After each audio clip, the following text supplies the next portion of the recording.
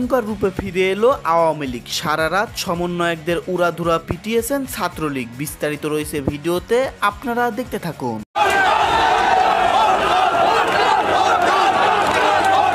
আমরা জনগণের জানমালের নিরাপত্তা বজায় রাখার স্বার্থে, আইনশৃঙ্খলা স্বাভাবিক রাখার স্বার্থে আমরা কাজ করে যাচ্ছি। এদিকে ভারতীয় আগ্রাসন বিরোধী বিক্ষোভ মিছিল করেছে ঢাকা বিশ্ববিদ্যালয়ের সাধারণ শিক্ষার্থীরা। জামাতের নেতাকর্মীরা যদি বৈষম্য বিরোধীদের প্ল্যাটফর্মটা থেকে সরে যায়, তাহলে আসল বৈষম্য বিরোধী কয়জন ছাত্র মাঠে থাকে, এটাও একটা বিষয়। আমরা তো সমন্বয়ক, আমরা তো উপদেষ্টা, আমরা তো সরকার পতন করছি মাস্টার মাইন্ড শিবির দিয়ে। জাতিসংঘকে দেখা গেল আওয়ামী লীগের পাশে দাঁড়াতে। জাতিসংঘ কিভাবে আওয়ামী লীগের পাশে দাঁড়ালো এবং জাতিসংঘ আওয়ামী লীগের জন্য আদৌ কি করতে চায়? আসসালামু আলাইকুম সম্মানিত দর্শক, আজকের ভিডিওটি অত্যন্ত গুরুত্বপূর্ণ, আপনারা ভিডিওটি সম্পূর্ণ দেখবেন। সম্মানিত দর্শক মণ্ডলী, মধ্যরাতে সমন্বয়কদের উড়াধুরা পিটিয়েছেন ছাত্রলীগ। ছাত্রলীগ আবারও হরতালের ডাক দিয়েছেন। সারা রাত তারা এই কার্যক্রম পালন করেছেন। শেখ হাসিনা খুব দ্রুত বাংলাদেশে ফিরতেছেন। যাই হোক দর্শক মণ্ডলী, বেশি কথা বাড়াবো না, আজকের এই ভিডিওটি দেখলে আপনারা বিস্তারিত বুঝতে পারবেন। তো বেশি কথা না বাড়িয়ে আমরা মূল ভিডিওতে চলে যাই। আপনারা মনোযোগ সহকারে ভিডিওগুলো সম্পূর্ণ এক এক করে দেখতে থাকুন।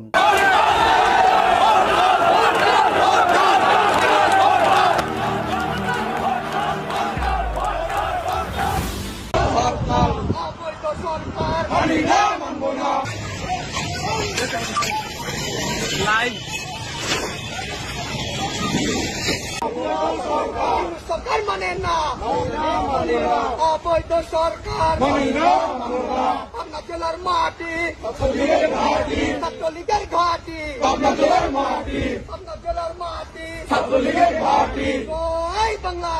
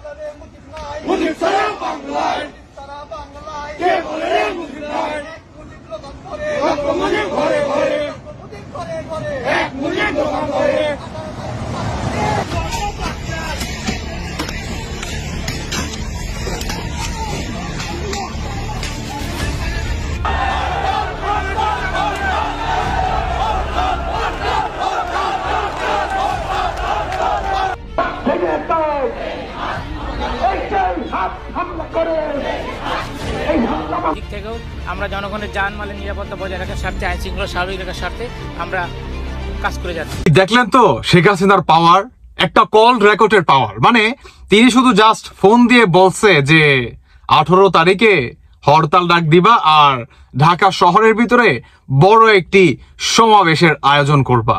দেখলেন তো হাজার হাজার লক্ষ লক্ষ কর্মীরা কিন্তু রওনা করে দিলেন। আর যাই করুক, সিলেটের ঘটনা দেখছেন, সিলেটে কি ঘটাই দিছে? হ্যাঁ, সিলেটে কি ঘটনা ঘটাই দিছে, মানে কি লেভেলের আপনার হরতাল তারা শুরু করে দিছে নানান জায়গায়। শুধু এটা সিলেটের না ভাই, নানান জায়গায় নানান ডিস্ট্রিক্টে আওয়ামী লীগের আপনার এই তাণ্ডব শুরু হয়ে গেছে। এই জিনিসটা প্রয়োজন ছিল, অত্যন্ত অনেক বেশি প্রয়োজন ছিল। কারণ আওয়ামী লীগের অবস্থান অনেকে হয়তো বা ভুলে গেছে যে আওয়ামী লীগকে আমরা উপরে ফেলে দিছি, আওয়ামী লীগকে আমরা শেষ করে দিছি। আওয়ামী লীগের মাথাচাড়া দিয়ে আর পুনরায় প্রতিষ্ঠিত হওয়া এত সহজ না, বা তারা এই দুঃসাহস দেখাবে না। কারণ আমরা তো সমন্বয়ক, আমরা তো উপদেষ্টা, আমরা তো সরকার পতন করছি মাস্টার মাইন্ড শিবির দিয়ে। হ্যাঁ, আমাদের উপর দিয়ে এই আওয়ামী লীগ কি বর্তমান রাজপথে কাজ করতে পারবে বা দখল নিতে পারবে? এত দুঃসাহস কি শেখ হাসিনা দেখাবে বা শেখ হাসিনার কর্মীরা কি এটাকে দেখাবে এই মুহূর্তে আইসা? হ্যাঁ দেখাবে। কেন দেখাবে? আসুন ছোট্ট একটা বিশ্লেষণ করি। প্রথম কারণ হচ্ছে আমেরিকার যে রাষ্ট্রদূত আছে তারা আমাদের বাংলাদেশে বর্তমান অবস্থান নিচ্ছে। কি কারণে নিচ্ছে? যাতে আপনার ইলেকশনে, সামনের নির্বাচনে যাতে আওয়ামী লীগ অংশগ্রহণ করতে পারে এবং সমন্বয়কারী কিংবা উপদেষ্টা বা বিএনপি, জামাত শিবির, জামায়াত ইসলাম বা অন্যান্য যে দলগুলো আছে তারা যাতে আওয়ামী লীগের উপরে কোনো ওই ধরনের কিংবা আওয়ামী লীগের জনগণের উপরে যাতে ওই ধরনের কোনো অ্যাকশন কিংবা আপনার মব জাস্টিস না চালাতে পারে। এটার জন্যই তারা আমাদের বাংলাদেশে আসে এবং বর্তমান তারা আছেন এবং থাকবেন মোটামুটি আরো 3 থেকে 4 দিন হয়তো থাকতে পারে। এবং এই টেকনিকটাকেই শেখ হাসিনা কাজে লাগান। কি সেই কাজ? সেটি হচ্ছে আপনার বড় একটি সমাবেশে ডাক দিলেন আর হরতালে ডাক দিলেন জাস্ট একটা কলের মাধ্যমে। আপনি বুঝতে পারেন কতটা সাহসী। আমি মনে করি ভাই ব্যক্তিগতভাবে যে এই ধরনের একটা সাহসী লিডারেরই প্রয়োজন আছে। দেখেন বর্তমান কিন্তু শেখ হাসিনা দেশ হারা, সবকিছুই হারা, তার দলের কর্মীদের থেকেও মনে করেন তিনি অনেক অনেক বেশি দূরে, তাই না? এর থেকেও বেশি দূরে তিনি দেশ হারা। কিন্তু তারপরেও তার একটা কলের মাধ্যমে আপনার আওয়ামী লীগের নেতা কর্মীরা সমাবেশ করতে রাজি আছে এবং সমাবেশ করতেও আছে এবং হরতালও তারা করতেছে। আর হুট করে by any chance Sheikh Hasina যদি চলে আসে কিছু করতে পারবেন? কিচ্ছু করতে পারবে না, কিচ্ছু করতে পারবেন না। এই জানুয়ারি মাসে শেখ হাসিনা যে বলছে যে এই জানুয়ারি মাসে যেভাবেই হোক না কেন আমি বাংলাদেশে ফিরে আসব, যদি হুট করে ধরেন ইন্ডিয়ার বর্ডার দিয়ে আমাদের বাংলাদেশের বর্ডার দিয়ে যদি চলে আসে, কিছু করতে পারবেন? কিচ্ছু করতে পারবেন না।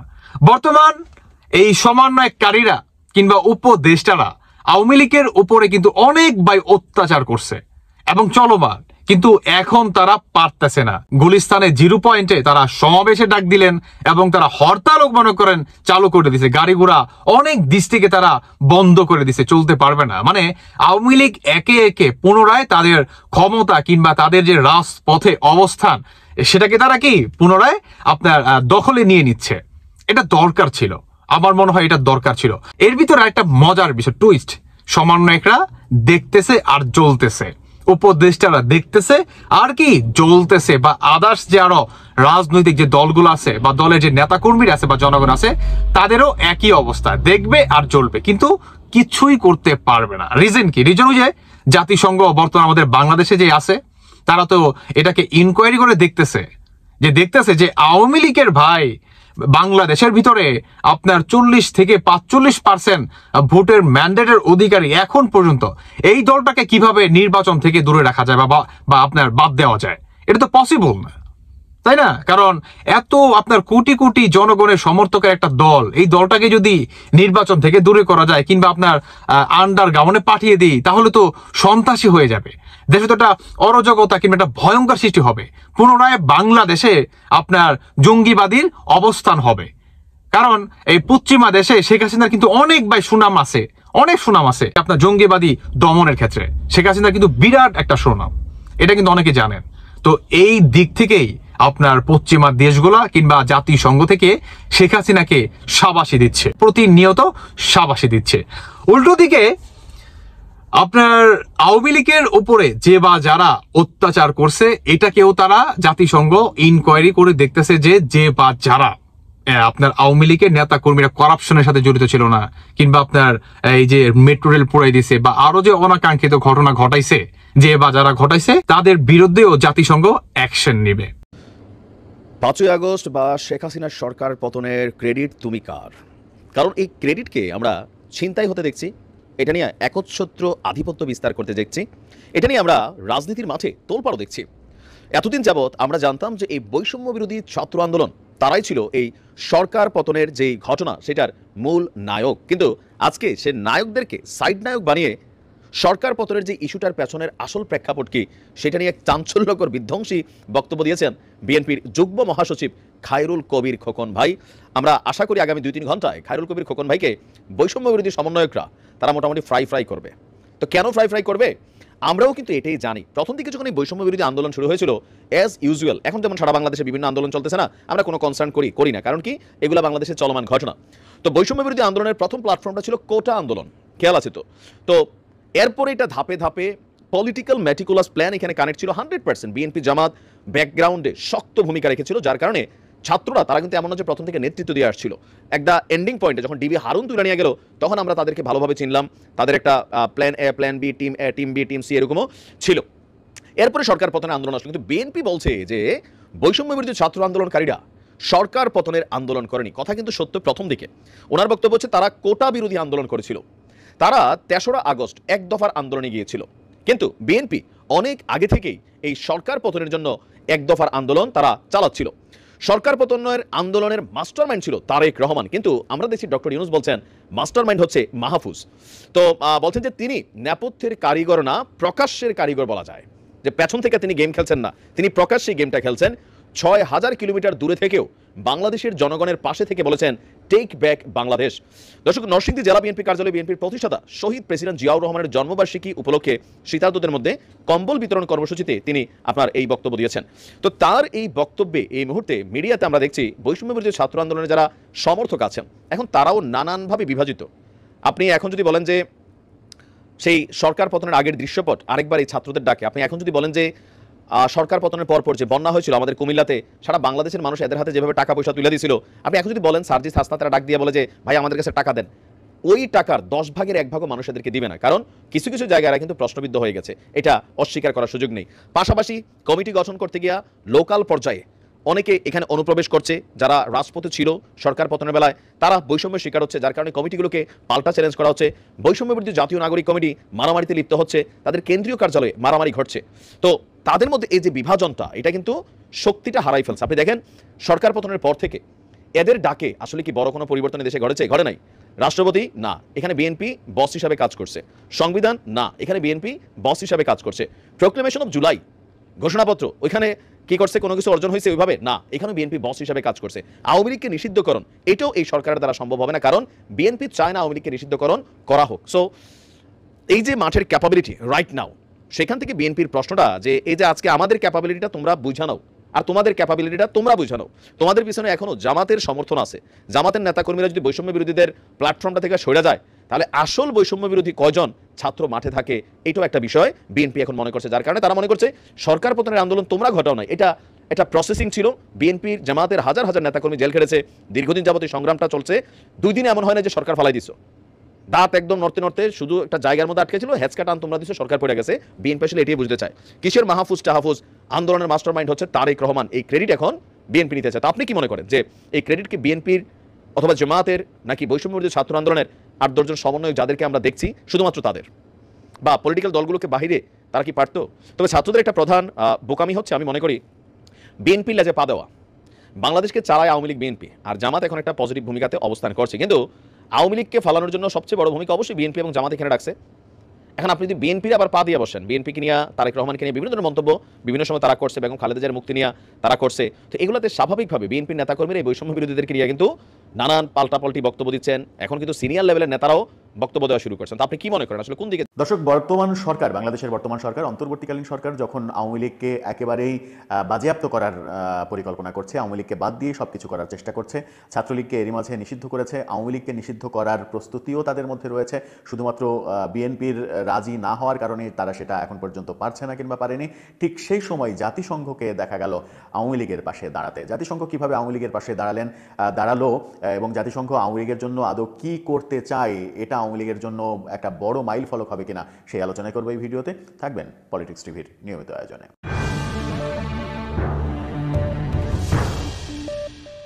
বলছিলাম আওয়ামী লীগের সঙ্গে জাতিসংঘের আলোচনা। জাতিসংঘ আওয়ামী লীগের পাশে দাঁড়াচ্ছে। জাতিসংঘের একটা প্রতিনিধি দল 10 দিনের সফরে বাংলাদেশে এসেছে। গোয়েন লুইসের নেতৃত্বে এই প্রতিনিধি দল বাংলাদেশের বিভিন্ন স্টেক হোল্ডারের সঙ্গে তারা মিটিং শুরু করেছে। নির্বাচন কমিশনের সঙ্গে তারা মিটিং করেছে, পররাষ্ট্র উপদেষ্টার সঙ্গে তারা মিটিং করেছে। নির্বাচন কমিশনের সঙ্গে মিটিং করে তারা নির্বাচন কালীন সময়ে কি ধরনের সহযোগিতা তারা করবে, কিভাবে পাশে থাকবে সেরকম কথা বলেছে। বিভিন্ন পর্যায়ে তারা সহযোগিতা করার আশ্বাসও দিয়েছে এবং একথাও বলেছে যে 10 দিনের সফর শেষে 10ম দিনে তারা নির্বাচন কমিশনের কাছে একটা প্রস্তাবনা দিয়ে যেতে চায়। সকলের সঙ্গে কথা বলে যে প্রস্তাবনাটা তারা তৈরি করবে সেই প্রস্তাবনাটা নির্বাচন কমিশনকে দিতে চাই, যেন নির্বাচন কমিশন সেখান থেকে কিছু নিতে পারে। কি প্রস্তাবনা তারা দেবে তার আগেই সব থেকে আলোচনার বিষয় হয়ে দাঁড়িয়েছে যখন তারা ঘোষণা করেছে তারা আওয়ামী লীগের সঙ্গে মিটিং করবে। আওয়ামী লীগকে একেবারেই বাজেয়াপ্ত করার প্রক্রিয়া যখন শুরু, তখন গোয়েন লুইসের নেতৃত্বাধীন জাতিসংঘের এই দল আওয়ামী লীগের সঙ্গে মিটিং করার প্রক্রিয়াতে গেল। আওয়ামী লীগের সঙ্গে মিটিং তারা করছে এবং সেই মিটিংয়ে তারা কি আলোচনা করবেন সেটা একটা বড় প্রশ্ন। আওয়ামী লীগ যখন জাতিসংঘকে পাশে পাচ্ছে, এর আগে আমরা গত কিছুদিন থেকেই দেখতে পাচ্ছি আমেরিকা নানাভাবে আওয়ামী লীগের পাশে দাঁড়াচ্ছে কিংবা বর্তমান সরকারের বিপক্ষে তাদের অবস্থান চলে যাচ্ছে। এরপর যদি জাতিসংঘকে আওয়ামী লীগ পাশে পায়, সেটা আওয়ামী লীগের সামনে এগিয়ে যাওয়ার জন্য কিংবা ঘুরে দাঁড়ানোর জন্য একটা বড় সহায়ক শক্তি হবে কিনা, সেটা ভেবে দেখা যেতেই পারে। আমার মনে হয় যে জাতিসংঘকে যদি আওয়ামী লীগ পাশে পায়, যে জাতিসংঘকে এর আগে আওয়ামী লীগ বিভিন্ন নির্বাচনের সময় খুব একটা পাশে পায়নি, এককেন্দ্রিক নির্বাচন করেছে আওয়ামী লীগ 2014 এবং 24, মূলত 18 নির্বাচনে বিএনপি এসেছিল। 2014 এবং 2024-এর নির্বাচন নিয়ে সব থেকে বেশি সমালোচনা হয়। সেই নির্বাচনে জাতিসংঘের প্রতিনিধি দল আসেনি, সহযোগিতা করেনি। সেরকম একটা প্রেক্ষাপটে এখন আওয়ামী লীগ যখন চরম বিপদে, আওয়ামী লীগের চরম দুঃসময়ে জাতিসংঘ আওয়ামী লীগের পাশে দাঁড়াচ্ছে, এটা কিভাবে সম্ভব হচ্ছে, কিভাবে সম্ভব হলো, কোন লবিংয়ে আওয়ামী লীগ জাতিসংঘকে পাশে পাচ্ছে, সেই প্রশ্নগুলো সামনে এসেই যায়। দর্শক, জাতিসংঘ যখন আওয়ামী লীগের পাশে দাঁড়ানোর চেষ্টা করছে, তখন আওয়ামী লীগ এটাকে পুঁজি করে সামনে এগোবার কি পথ তৈরি। সম্মানিত দর্শক, আপনারা বিস্তারিত ভিডিওতে দেখতে পারলেন চাঞ্চল্যকর তথ্য। বর্তমানে ছাত্রলীগ ভয়ঙ্কর রূপে ফিরেছে।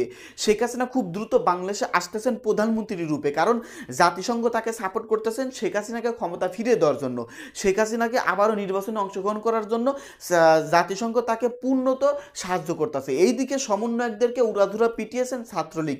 ভয়ঙ্কর কার্যক্রম চলতেছে আমাদের এই দেশে। যে কোনো মুহূর্তে ডক্টর ইউনূস পদত্যাগ করতে পারে। যাই হোক দর্শক মণ্ডলী, এই সম্পর্কে আপনারা কিছু বলতে চাইলে আপনাদের মূল্যবান মতামত ভিডিওর কমেন্ট বক্সে অবশ্যই জানিয়ে দিবেন। আজকের মতো ভিডিও এখানে শেষ করছি। দেখা হবে আবারও নতুন কোনো ভিডিও নিয়ে।